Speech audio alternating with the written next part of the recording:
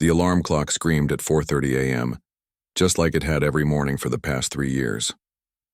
Lisa Rodriguez rolled out of her narrow bed, her body aching from yesterday's 14-hour shift.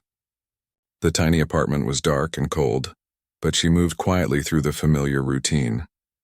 She couldn't afford to wake her mother, who had finally fallen asleep after hours of pain from her condition. Lisa stepped into the small bathroom and looked at herself in the cracked mirror. At 28, she felt much older. The reflection showed tired brown eyes with dark circles underneath, and hands that were rough from years of carrying heavy trays and washing dishes when the dishwasher broke down again. But she forced a smile onto her face, practicing the expression she would wear all day at Murphy's Diner. The diner was a 40-minute bus ride across town, through neighborhoods that slowly changed from rundown apartments to busy commercial streets. Lisa used this time to study, pulling out worn nursing textbooks from her backpack. The pages were highlighted in different colors, notes written in the margins in her careful handwriting. She had been taking classes part-time for 5 years now, stretching what should have been a 2-year program into something that felt endless. Murphy's Diner hadn't changed much since the 1980s. The red vinyl booths were cracked and patched with tape. The linoleum floor was permanently stained despite daily mopping, and the coffee machine made strange noises that worried everyone. But it was home to Lisa, and more importantly, it was the job that kept her family afloat. "Morning, sunshine," called out Betty the cook, as Lisa tied her apron around her waist. Betty had been working at Murphy's for 23 years and had become like a second mother to Lisa. She was the only person who knew about Lisa's dreams of becoming a nurse, about the stack of medical bills at home, and about the nights when Lisa counted coins to see if there was enough money for both groceries and her mother's medication. The morning rush started at 6 o'clock sharp. Construction workers grabbed coffee and donuts before heading to job sites. Office workers ordered quick breakfasts while checking their phones. Lisa moved between tables with practiced efficiency, balancing multiple plates on her arms, refilling coffee cups before they were empty, and somehow managing to make each customer feel like they were the only person in the room. "How's school going, honey?" asked Mrs. Peterson, a regular who came in every Tuesday for scrambled eggs and wheat toast. She was a retired teacher who always asked about Lisa's studies. "Getting there slowly but surely," Lisa replied, pouring fresh coffee into the woman's cup. "Got an anatomy test next week that's going to be tough." Mrs. Peterson nodded knowingly. "You'll do fine. I can see it in your eyes. You've got that determination that can't be taught." These small moments of encouragement meant everything to Lisa. They reminded her why she pushed through the exhaustion, why she studied by lamplight after her mother had gone to sleep, why she saved every tip and put it toward her education, instead of buying new shoes to replace the ones with holes in the soles. The lunch crowd was different from the morning regulars. Business people grabbed quick sandwiches between meetings. Families with young children made messes that Lisa cleaned up without complaint, often slipping extra crackers to fussy toddlers. There were also the difficult customers, the ones who complained about everything, left no tip, and treated her like she was invisible. "This coffee is cold," snapped a man in an expensive suit, pushing his cup toward Lisa with disgust. "I'm so sorry about that. Let me get you a fresh cup right away," Lisa responded cheerfully, even though she had just poured it 2 minutes earlier. She had learned that arguing never helped anyone, and keeping customers happy meant keeping her job. During her 15-minute break, Lisa sat in the back alley behind the diner, eating a peanut butter sandwich she had made at home. She pulled out her phone and called to check on her mother. "How are you feeling today, Mom?" she asked, genuinely concerned. "Better, honey. Don't worry about me." "How's work?"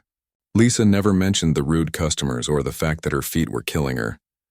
Instead, she focused on the positive. Mrs. Peterson asked about school again. "And Betty made that soup you like. I'll bring some home." Her mother had been diagnosed with multiple sclerosis 7 years ago. The medical bills had wiped out their savings, and the treatments weren't covered by their basic insurance. Lisa had dropped out of college initially to work full-time and help pay for care. It took her 2 years to realize that the only way to really help her mother was to finish her education and get a better job with good insurance benefits. The evening shift was usually quieter, but that meant fewer tips.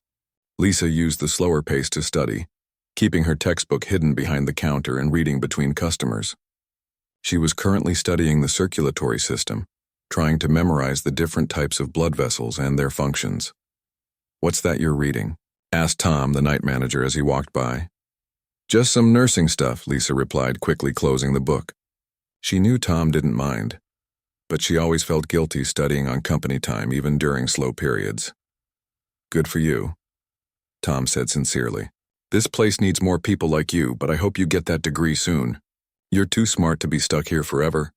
Tom had been managing Murphy's for 8 years. He saw employees come and go, most of them treating the job as temporary until something better came along. But Lisa was different. She cared about the customers, helped train new employees, and never called in sick even when she obviously wasn't feeling well. As the night wore on, Lisa calculated her tips in her head. Tuesday nights were never great for money, but every dollar counted. She had 3 bills due this week: the electric bill, her mother's prescription refill, and a payment on her student loans. The tips from today would cover the electric bill, but she would need to work extra shifts to cover everything else. At closing time, Lisa helped clean the diner, wiping down tables and refilling salt shakers for the next day. Her shift had officially ended at 9, but she always stayed to help because she knew Tom appreciated it.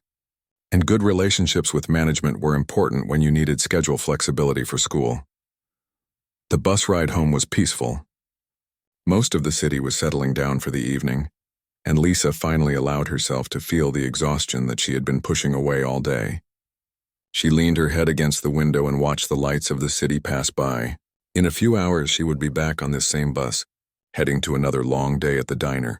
But tonight, she would study for her anatomy test, help her mother with her physical therapy exercises, and maybe watch a little television together. These small moments of normalcy were what kept her going, reminding her that all the hard work was for something bigger than just surviving. She was building toward a future where she could really help people, where her mother would have the best care possible, and where financial stress wouldn't define every decision. Lisa had no idea that tomorrow would bring an encounter that would change everything she thought she knew about kindness, luck, and the unexpected ways that life can surprise you. Tuesday evening at Murphy's Diner was usually quiet, with just a few regulars stopping by for coffee and pie. Lisa had been on her feet for 11 hours, but she still moved with the same energy she had started with that morning. The dinner rush had been light, which meant fewer tips, but at least she could catch her breath between customers. That's when she noticed the elderly woman sitting alone in booth number 7.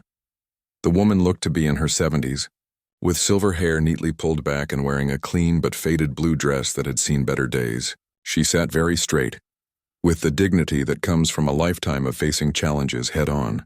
But there was something about the way she held herself that caught Lisa's attention, a careful stillness that spoke of someone trying very hard to make herself invisible. Lisa walked over with a warm smile, carrying a fresh pot of coffee. "Good evening, ma'am. What can I get started for you tonight?" The woman looked up with kind gray eyes that seemed tired but grateful for the friendly greeting. "Just a cup of coffee, please, dear Black." As Lisa poured the coffee, she noticed the woman's hands. They were shaking slightly, whether from age or nervousness, Lisa couldn't tell. More importantly, she saw the small pile of coins on the table, mostly pennies and nickels, carefully counted and stacked. "Are you sure I can't get you something to eat?" Lisa asked gently. "We have a wonderful meatloaf special tonight, and Betty makes the best mashed potatoes in the city." The woman's face brightened for a moment, but then she shook her head. "The coffee is perfect, thank you. I'm not very hungry tonight." Lisa had been waitressing long enough to recognize the signs: the careful counting of change, the way the woman's eyes had lingered on the menu before closing it quickly, the slight hollow look in her cheeks. This was someone who was choosing between coffee and a meal, and coffee had won because it would last longer. "I'll be right back," Lisa said, leaving the woman to sip her coffee slowly, making it last. As Lisa served other customers, she kept glancing over at booth 7. The woman sat for almost an hour, nursing that single cup of coffee and staring out the window at the evening traffic. She didn't ask for a refill, probably knowing that would cost extra. She just sat there with the quiet patience of someone who had nowhere else to go. Around 8 o'clock, Lisa made a decision that would change both their lives forever. She walked into the kitchen where Betty was cleaning the grill. "Hey, Betty, can you make up a plate of that meatloaf special?" "Make it a good one," Extra mashed potatoes and some of those green beans. Sure, honey. Table number? It's for the lady in booth 7, but ring it up as my employee meal. Betty looked through the kitchen window at the elderly woman, then back at Lisa. She had seen Lisa do this before, use her own meal allowance or tip money to help customers who were clearly struggling. It was one of the reasons Betty loved working with her. You got it, sweetheart. I'll make it extra special. A few minutes later, Lisa carried the steaming plate over to booth 7. The woman looked up in confusion as Lisa set it down in front of her. Oh dear, I think there's been a mistake. I only ordered coffee. Lisa slid into the seat across from her, something she never did during work hours unless specifically invited. No mistake. This one's on the house. I noticed you might not have eaten today and nobody should go to bed hungry. The woman's eyes filled with tears, but she blinked them back quickly. I can't accept this. I don't take charity. It's not charity, Lisa said firmly but kindly. It's just one person being nice to another. Besides, Betty made too much meatloaf tonight, and it'll just go to waste if someone doesn't eat it. They both knew this wasn't true, but it gave the woman a way to accept the kindness without feeling like she was begging. My name is Lisa, she said, extending her hand. Dorothy Walsh, the woman replied, shaking Lisa's hand with a surprisingly firm grip. And thank you, dear. You have no idea how much this means. As Dorothy began to eat, slowly and gratefully, Lisa found herself genuinely curious about this dignified woman who had ended up counting coins for coffee. Have you lived in the city long, Mrs. Walsh? Please call me Dorothy. And yes, my whole life, 74 years in this city. My late husband Robert and I raised our children here, built our life here. She paused, taking a small bite of mashed potatoes. Things have been different since he passed last year. Lisa's heart ached for her. I'm so sorry for your loss. Robert was a good man. Worked hard his whole life. He was a groundskeeper at one of those big estates up north. You know, where the wealthy families live. Worked there for 32 years, taking care of their gardens and lawns like they were his own. Dorothy's voice took on a proud tone when she talked about her husband's work. The family he worked for, the Harrisons, they were different from what you might expect. When Robert got sick with cancer 3 years ago, they helped pay for treatments that our insurance wouldn't cover. Even after he couldn't work anymore, they kept sending checks. She paused to wipe her eyes with her napkin. But pride is a terrible thing sometimes. After Robert died, I was too embarrassed to ask for more help. I thought I could manage on my own with his small pension and Social Security. What happened? Lisa asked gently. The landlord sold our apartment building to developers. Everyone got evicted so they could tear it down and build something fancy. I found a smaller place, but the rent is higher, and with the medical bills still coming in, Dorothy's voice trailed off. Lisa understood completely. She lived that reality every day with her mother's medical expenses. Sometimes I come here just to be around people. Dorothy continued. It gets lonely in that little room. Robert and I used to come to diners like this all the time. We'd sit and talk for hours over coffee and pie. The two women sat in comfortable silence for a moment, both understanding the weight of financial struggle and family responsibility. You know, Dorothy said thoughtfully, Robert used to tell me about the Harrison family's philosophy. They believe that kindness creates ripples, that one good deed leads to another and another, until it touches lives you never even knew about. She reached into her small purse and pulled out a worn business card, handling it like it was precious. Mrs. Harrison gave this to Robert when he retired.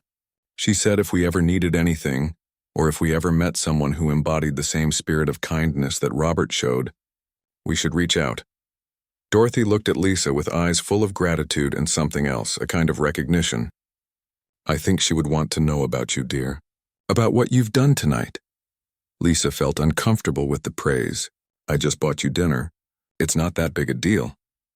Oh, but it is, Dorothy said firmly. In a world where most people walk past suffering without seeing it, you stopped. You saw me, really saw me, and you cared enough to act. That's exactly the kind of person Robert would have wanted to help. As Dorothy finished her meal, she carefully tucked the business card into Lisa's apron pocket despite her protests. Just keep it, dear. You never know when paths might cross in unexpected ways. When Dorothy finally left that night, she hugged Lisa tightly at the door. Thank you for reminding me that there are still good people in this world. You've given me more than just a meal tonight. You've given me hope. Lisa watched through the window as Dorothy walked slowly down the street, her posture a little straighter than when she had arrived. She had no idea that this simple act of kindness had set in motion a chain of events that would soon change her life in ways she could never have imagined. The business card in her pocket felt heavier than it should have, as if it carried more weight than just contact information. But for now, Lisa simply cleaned up booth 7, grateful that she had been able to help someone who reminded her of her own mother, proud, dignified, and deserving of kindness in a world that often forgot to offer it. 3 days had passed since Dorothy Walsh's visit to Murphy's Diner, but Lisa couldn't stop thinking about the elderly woman. There was something about Dorothy's quiet dignity and the way she had spoken about her late husband that stayed with her. The business card Dorothy had pressed into her hands was still tucked safely in Lisa's wallet, though she couldn't imagine ever having a reason to use it. Meanwhile, across town in her small studio apartment, Dorothy sat at her kitchen table with a cup of tea and a piece of paper. Writing had never come easily to her, but tonight felt important. She had been thinking about Robert and the stories he used to tell about the Harrison family, and about the young waitress who had shown her such unexpected kindness. Dorothy picked up her pen and began to write in her careful, old-fashioned handwriting. "Dear Mr. and Mrs. Harrison," she began, then paused. She remembered that Mr. Harrison Sr. had passed away 5 years ago, and their son Michael had taken over the family's business interests. She crumpled up the paper and started again. "Dear Mr. Harrison, you probably don't remember me, but I am Dorothy Walsh, wife of Robert Walsh, who worked as your groundskeeper for 32 years until his retirement in 2020. Robert passed away last year, but before he died, he often spoke about your family's kindness to us, especially during his illness." She stopped writing and looked out her small window at the city lights. Robert had loved his job at the Harrison estate. Every evening he would come home with stories about the beautiful gardens, the way the morning light hit the rose bushes, and how Mr. Harrison would sometimes stop to chat with him about the best way to care for the ancient oak trees. But more than that, Robert had been amazed by the family's character. When most wealthy people barely noticed the staff, the Harrisons treated everyone who worked for them like family. They remembered birthdays, asked about children and grandchildren, and genuinely cared about their employees' lives. Dorothy continued writing. "I wanted to share something with you that I think Robert would have wanted you to know about. 3 nights ago, I met a young woman who embodies the same spirit of kindness that your family showed us for so many years." She went on to describe her evening at the diner, how she had been sitting with just enough money for coffee, feeling lost and alone. She wrote about Lisa's gentle manner, the way she had noticed without being asked, and how she had provided not just a meal but dignity and companionship. "This young woman, Lisa Rodriguez, didn't know anything about me or my circumstances," Dorothy wrote. "She simply saw someone who needed help and acted from the heart. When I tried to refuse her kindness, she made it easy for me to accept by saying it was just one person being nice to another." As Dorothy wrote, she remembered Robert's stories about Michael Harrison. Even as a boy, Michael had been different from other wealthy children. Robert had watched him grow up, seen him treat the gardening staff with respect, help carry heavy tools, and ask genuine questions about how things grew. "Robert used to tell me that young Michael had a special quality," Dorothy continued in her letter. "He said the boy understood that privilege came with responsibility, and that real wealth wasn't about what you owned, but about what you could do for others. I have a feeling that boy grew into the kind of man who would appreciate knowing about people like Lisa." Dorothy finished the letter by describing Lisa's situation, how she was working multiple jobs to support her disabled mother while studying to become a nurse. She mentioned the worn textbook she had seen Lisa reading, the tired but determined look in her eyes, and the way other customers clearly respected and cared about her. "I don't know why I felt compelled to write this letter," Dorothy concluded. "Perhaps it's because Robert always said that kindness should be recognized and celebrated. Or perhaps it's because I remember you once telling Robert that you believed in investing in people who make the world a little brighter. Lisa Rodriguez is certainly one of those people." She signed the letter, found an envelope, and carefully wrote the address from the business card that Mrs. Harrison had given Robert years ago. The next morning, Dorothy walked 6 blocks to the post office and mailed the letter, saying a small prayer that it would reach the right person. Meanwhile, Lisa continued her routine, unaware that her simple act of kindness was about to set extraordinary events in motion. Her days remained a careful balance of work, school, and caring for her mother.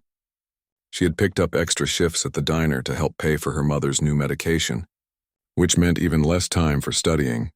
"You're pushing yourself too hard, honey," her mother said one evening as Lisa sat at their small kitchen table, highlighting passages in her anatomy textbook while eating a quick dinner. "I'm fine, Mom." "Really?" Lisa replied, though the dark circles under her eyes told a different story. "Besides, I have that big exam next week. If I can pass this class, I'll be more than halfway through the program." Her mother watched her with the concerned eyes of someone who knew what it meant to sacrifice everything for family. "I just worry that you're giving up too much of your own life to take care of me." Lisa looked up from her book and reached across the table to squeeze her mother's hand. "Taking care of you isn't giving up my life, Mom. You're the reason I want to become a nurse in the first place. Remember when I was little and you would take care of me when I was sick? You made everything better just by being there. That's what I want to do for other people." At the diner, Lisa's regular customers had started to notice her increased fatigue. Mrs. Peterson, the retired teacher, brought her homemade cookies. Tom, the night manager, insisted she take longer breaks. Even Betty, the cook, made sure Lisa ate proper meals instead of just grabbing whatever was quick. "You've got people who care about you, you know," Betty said one afternoon as she handed Lisa a plate of her famous chicken soup. "Don't be too proud to let us help sometimes." Lisa was touched by the kindness but also frustrated by her situation. She felt like she was running on a treadmill, working constantly but never really getting ahead. The bills kept coming, school seemed to stretch on forever, and sometimes she wondered if she was fooling herself about becoming a nurse. 2 weeks after Dorothy had mailed her letter, Lisa was serving the lunch crowd when Tom approached her with an unusual expression on his face. "Lisa, there's someone here to see you," he said quietly. "Says he got a letter about you from a customer." Lisa's heart skipped a beat. Her first thought was that something had happened to Dorothy, that maybe someone was here with bad news. She quickly untied her apron and followed Tom toward the front of the diner. "Who is it?" she asked nervously. "Well, that's the interesting part," Tom said, scratching his head. "Guy says his name is Michael Harrison. Drives a car that probably costs more than I make in 5 years.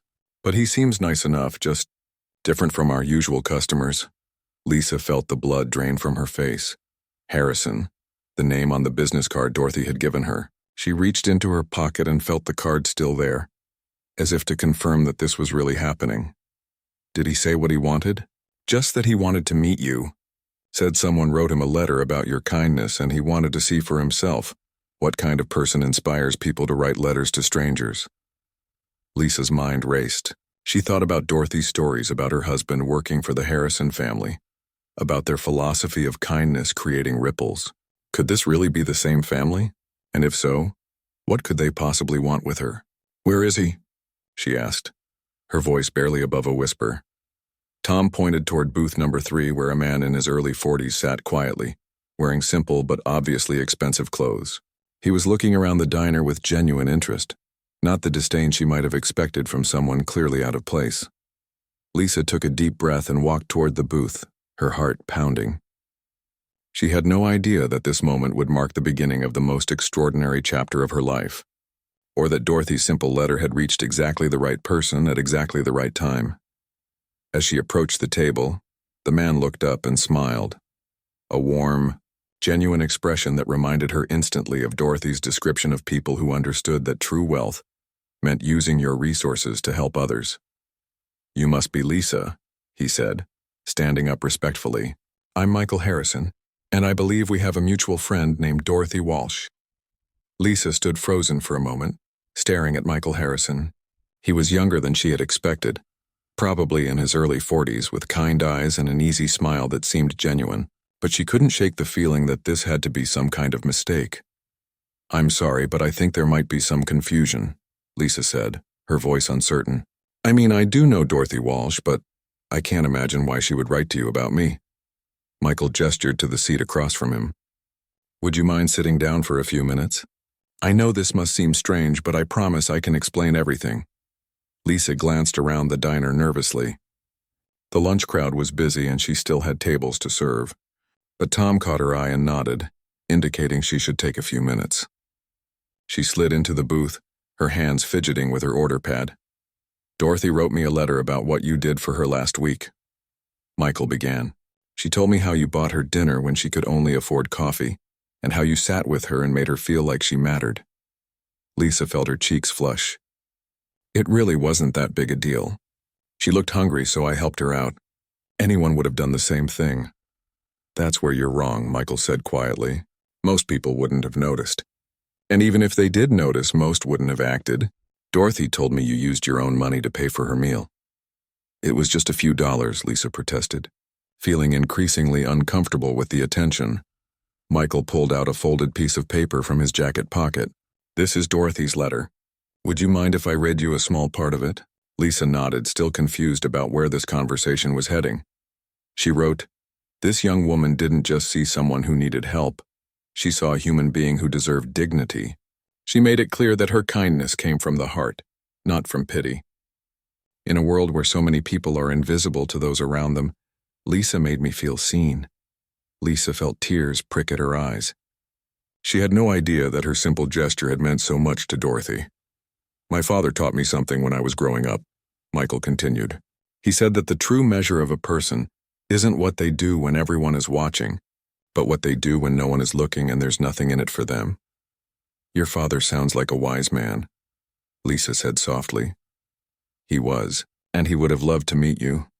Michael paused, then added, "Dorothy's husband Robert worked for our family for over 30 years. He was one of the finest men I've ever known, honest, hardworking, and genuinely caring. Dorothy described you in terms that reminded me so much of him." Lisa finally began to understand the connection. "So you're here because of Dorothy's letter?" "Partly. But I'm also here because I wanted to see for myself what kind of person inspires someone like Dorothy to reach out to strangers." Michael looked around the diner, taking in the worn furniture and the busy atmosphere.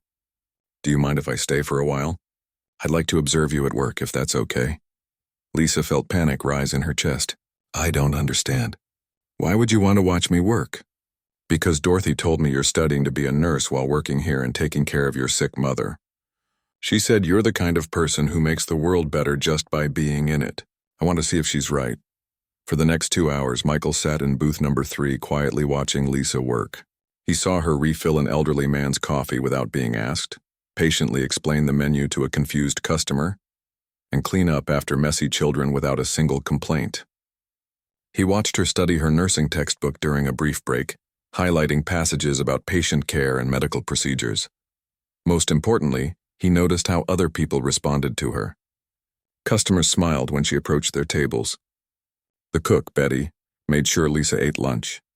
Tom, the manager, checked on her when the lunch rush got overwhelming. Even the busboy seemed to work harder when Lisa was around. During a brief lull in the afternoon, Michael approached the counter where Lisa was organizing receipts. "Can I ask you something?" he said. "Dorothy mentioned you're studying to be a nurse. What made you choose that field?" Lisa looked up from her paperwork. "My mom got sick when I was 21. Multiple sclerosis. I spent a lot of time in hospitals and doctors' offices with her, and I saw how much difference the right nurse could make. Some nurses just did their job, but others made my mom feel like a person instead of just a patient. I want to be that kind of nurse." "How much longer do you have in school?" "About 2 more years if I can keep taking classes part-time. It's hard with work and taking care of Mom, but I'll get there eventually." Michael nodded thoughtfully. "What's the biggest challenge you're facing?" Lisa hesitated.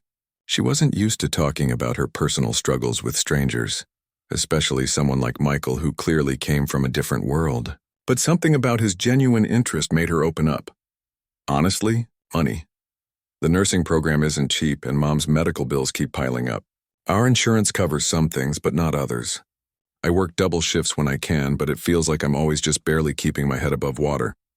Have you considered taking out more student loans?" Lisa laughed, but there was no humor in it.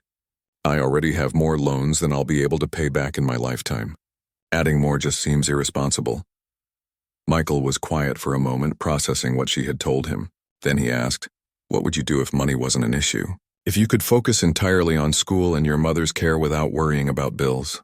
"That's not really something I let myself think about," Lisa replied. "It's like asking what I'd do if I could fly. It's a nice dream, but it's not reality. But if it were possible, Lisa looked at him with confusion but answered anyway. I guess I'd finish school faster. Take care of Mom properly. Maybe eventually open a clinic in a neighborhood like this one, where people can't always afford the best care but deserve it anyway. Michael smiled. And Lisa noticed it was the same warm expression Dorothy had described when talking about the Harrison family's kindness. Lisa, I want to ask you something, and I need you to hear me out completely before you respond. Can you do that? She nodded, though her heart was starting to race again. I'd like to pay off your student loans, cover your mother's medical expenses, and provide you with a full scholarship to finish your nursing program at the best medical school in the city. You'd be able to focus entirely on your studies and your mother's care. Lisa stared at him in complete shock. For a moment, she couldn't find any words. Then, when she could finally speak, her voice came out in a whisper. I'm sorry, what did you just say? I said I want to help you finish school and take care of your mother.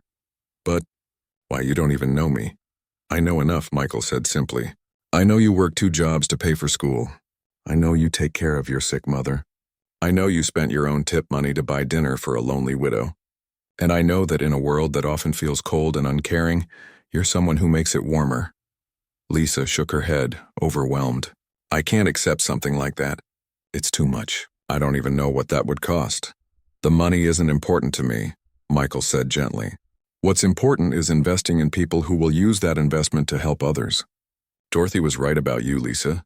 You're exactly the kind of person my father taught me to look for. This doesn't make sense, Lisa said, her practical mind struggling to process what was happening. People like you don't just show up and change people's lives. This kind of thing doesn't happen to people like me. Why not?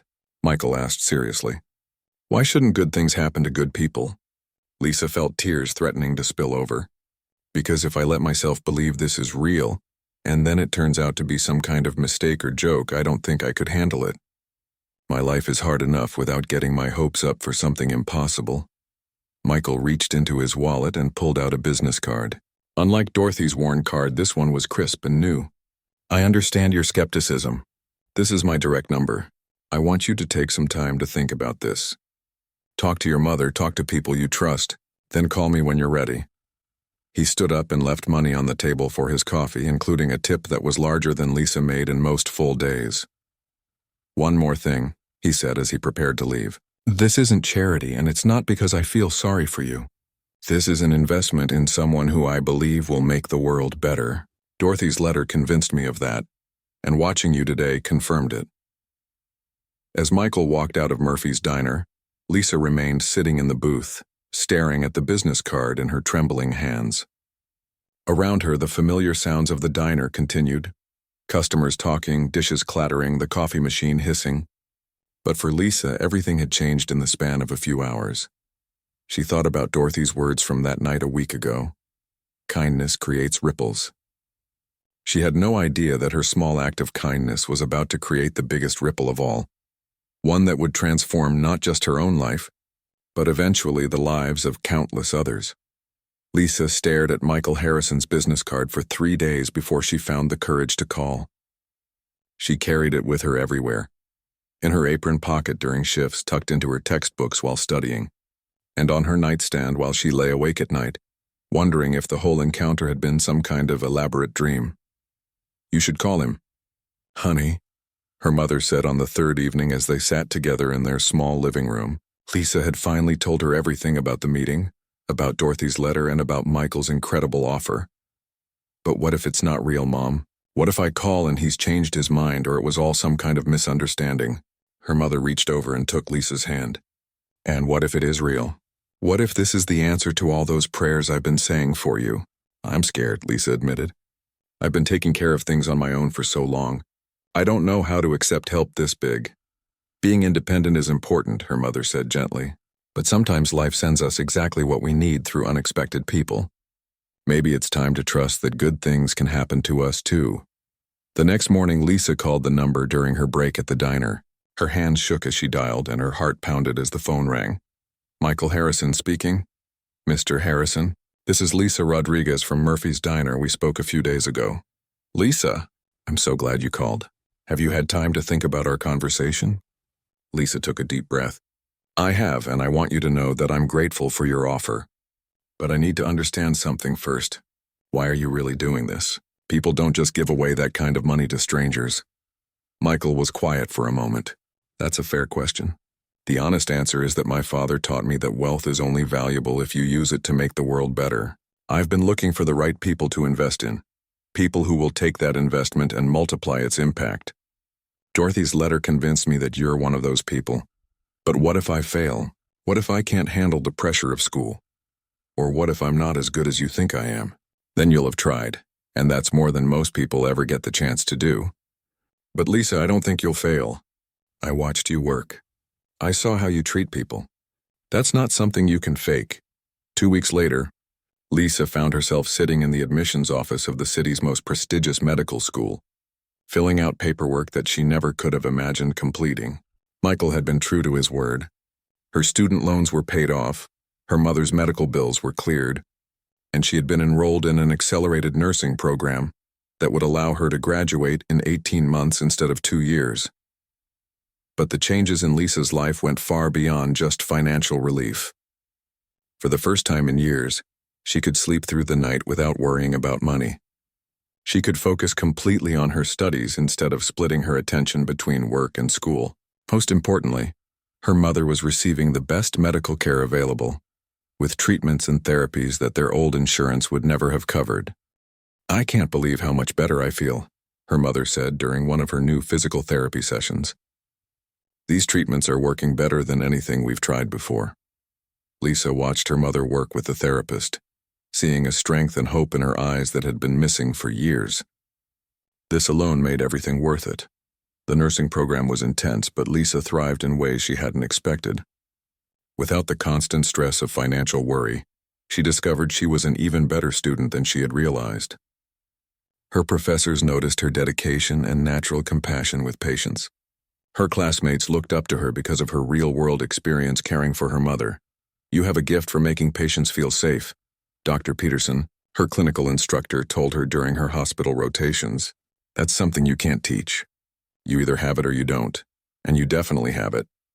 6 months into the program, Lisa received an unexpected visit at school. Dorothy Walsh appeared in the student lounge looking healthier and happier than Lisa had ever seen her. "Dorothy, what are you doing here?" Lisa exclaimed, jumping up to hug the older woman.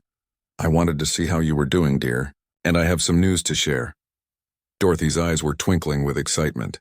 "Michael Harrison helped me too. He found me a beautiful apartment in a senior community, and he's been making sure I have everything I need." Lisa felt tears in her eyes. "I had no idea. He said it was the least he could do for the woman who wrote the letter that led him to you. But Lisa, there's something else. He told me about his plans for a foundation, and he wants to talk to you about being involved." A month later, Lisa met with Michael again, this time in his office downtown. The building was impressive, but Michael's office was surprisingly warm and comfortable, filled with photos of the people and projects his various foundations had helped over the years. "I've been watching your progress in school," Michael said, "and your professors speak very highly of you. But more than that, I've been thinking about what you said that day at the diner, about opening a clinic in a neighborhood where people deserve good care but can't always afford it." Lisa nodded. "That's still my dream. I'd like to help make that dream a reality. I'm starting a new foundation focused on supporting healthcare workers who want to serve underserved communities. I want you to be our first recipient, but more than that, I want you to help me run it. I don't understand. I'm not even a nurse yet. You will be soon, and when you are, I want to help you open that clinic you talked about. But I also want you to help identify other people like yourself, people who have the heart and skills to make a difference, but just need the resources to do it." 18 months later, Lisa graduated at the top of her nursing class. The ceremony was small but meaningful, attended by her mother, Dorothy, Michael, and several of her former co-workers from Murphy's Diner, including Betty and Tom. "We always knew you'd make it," Betty said, tears streaming down her face as she hugged Lisa after the ceremony. "But seeing you up there getting that diploma, I'm just so proud." Lisa's first job was at the Children's Hospital downtown, where she specialized in pediatric care. Her natural warmth and genuine compassion made her popular with both young patients and their worried parents. But she never forgot her larger goal. 2 years after graduation, With Michael's foundation backing her, Lisa opened her own clinic in the neighborhood where she had grown up. The Lisa Rodriguez Community Health Center provided affordable health care to families who couldn't otherwise access quality medical care. "We want this to be the kind of place where everyone feels welcome," Lisa told her staff on opening day, "where people are treated with dignity regardless of their ability to pay." The clinic was an immediate success, but Lisa didn't stop there. Working with Michael's foundation, she began identifying other healthcare workers who shared her vision. Soon, there were community clinics in 5 different neighborhoods, all run by nurses and doctors who combined excellent medical skills with genuine compassion for their patients. 5 years after that life-changing meeting at Murphy's Diner, Lisa found herself back in that same booth, number 7, where she had first met Dorothy. But this time she was the one offering help to someone in need. "I heard about your situation from one of the other nurses," Lisa said to the young nursing student sitting across from her. "Single mother working nights to pay for school, taking care of a sick grandmother. Sound familiar?" The young woman nodded, trying not to cry. "I just don't know how much longer I can keep this up. I want to help people, but I can barely help myself." Lisa smiled and slid a business card across the table, not worn and faded like Dorothy's had been, but crisp and new, representing fresh possibilities. "I'd like to help you finish school, and when you graduate, maybe you'd be interested in working at one of our community clinics." The young woman stared at the card in shock, just as Lisa had done years before. "I don't understand. Why would you help me?" "Because someone once helped me when I needed it most," Lisa said simply. "And because kindness creates ripples. One person's compassion can touch lives in ways we never imagine." As Lisa left the diner that evening, she thought about Dorothy's words from that first night. Kindness creates ripples. What had started as a simple dinner for a lonely widow had grown into something much larger. A foundation that had helped dozens of healthcare workers, clinics that served thousands of patients, and a network of people committed to making healthcare accessible to everyone who needed it. But most importantly, it had created a new understanding of how ordinary people can change the world through small acts of kindness. Lisa had learned that you don't have to be wealthy or powerful to make a difference. Sometimes all it takes is seeing someone who needs help and choosing to act. The ripples of kindness that began with a waitress buying dinner for a stranger continued to spread, touching lives in ways that Dorothy, Lisa, and even Michael could never have imagined. And somewhere in the city, more ripples were just beginning, started by people who had been touched by Lisa's story and inspired to create their own acts of kindness. The cycle continued, proving that the most powerful force for change in the world isn't money or influence. It's simply one person caring enough about another to help. And the endless ripples that flow from that choice